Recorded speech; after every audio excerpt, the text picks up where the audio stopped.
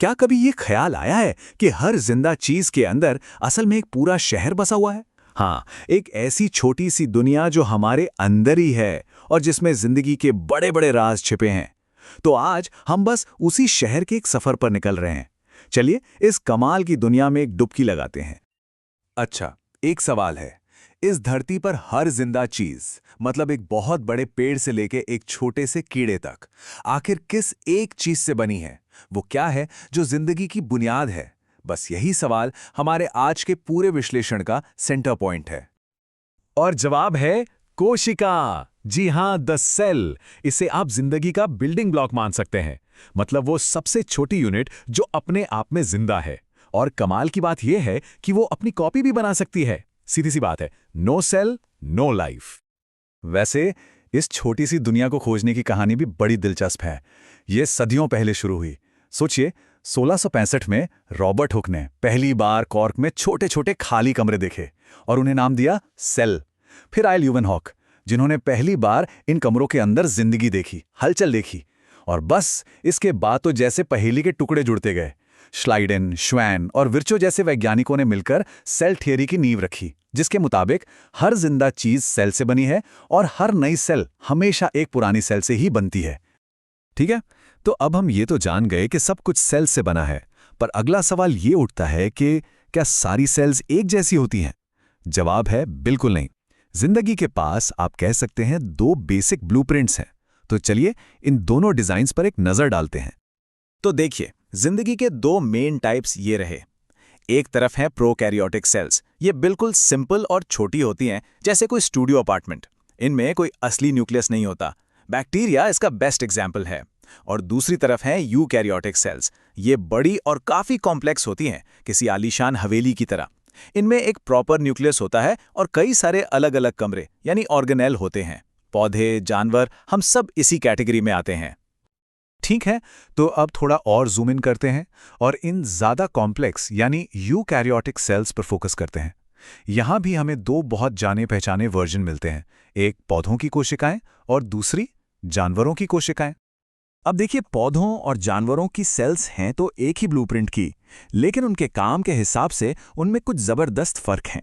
जैसे पौधों की सेल्स के बाहर एक मोटी दीवार होती है, सेल वॉल। यही उन्हें सीधा खड़ा रखती है। जानवरों को इसकी जरूरत नहीं। पौधों के पास क्लोरोप्लास्ट होते हैं, जिससे वो धूप से अपना खाना बना सकते हैं, जो जानवर नहीं कर सकते। और पानी स्टोर करने के लिए एक बहुत बड़ा वैक्यूल होता है। मतलब हर चीज का एक खास मकसद है। और अब असली मजा शुरू होता है। चलिए इस सेल नाम के शहर के अंदर चलते हैं। यहां जो छोटे छोटे अंग हैं, जिन्हें हम ऑर्गेनेल कहते हैं, उन्हें आप इस शहर के अलग अलग डिपार्टमेंट्स और वर्कर्स समझ सकते हैं। हर एक का अपना एक सुपर इंपॉर्टेंट काम है। तो हमारी यात्रा शुरू होती है शहर के सबसे जरूरी हिस्से से, कंट्रोल सेंटर यानी न्यूक्लियस। इसे आप सेल का सिटी हॉल या सीईओ का ऑफिस कह सकते हैं। सारे बड़े फैसले, सारे निर्देश यहीं से जारी होते हैं। तो ये सिटी हॉल करता क्या है? सोचिए, इसके अंदर शहर का पूरा मास्टर ब्लूप्रिंट रखा है, यानी हमारा डीएनए। यही डीएनए तय करता है कि सेल कैसे बढ़ेगी, कैसे एनर्जी यूज करेगी और कब अपनी कॉपी बनाएगी।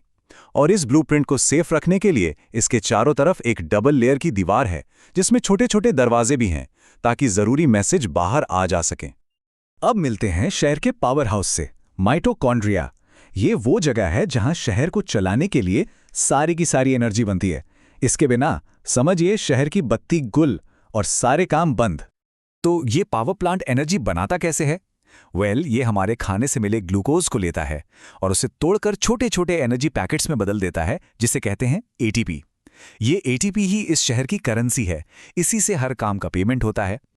चलिए अब शहर की विशाल फैक्ट्री में चलते हैं।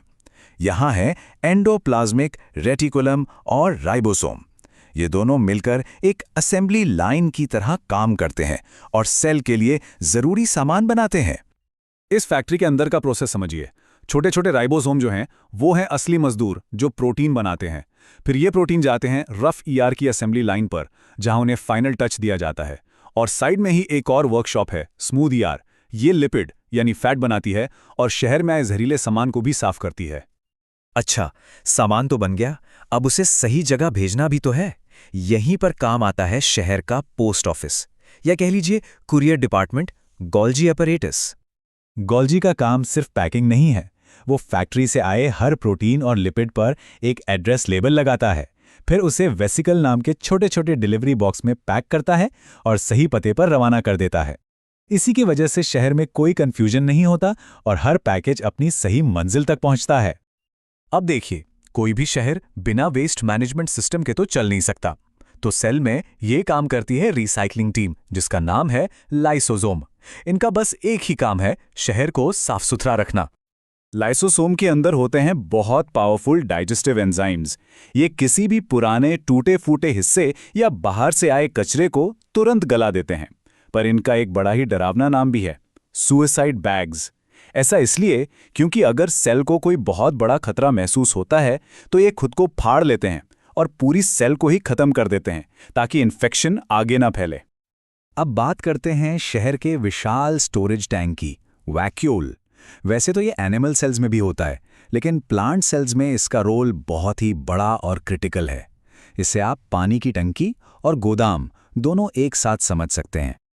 इस नंबर को जरा ध्यान से देखिए, 90%। सोचकर देखिए, एक प्लांट सेल का 90% हिस्सा सिर्फ और सिर्फ एक पानी की टंकी ने घेर रखा है।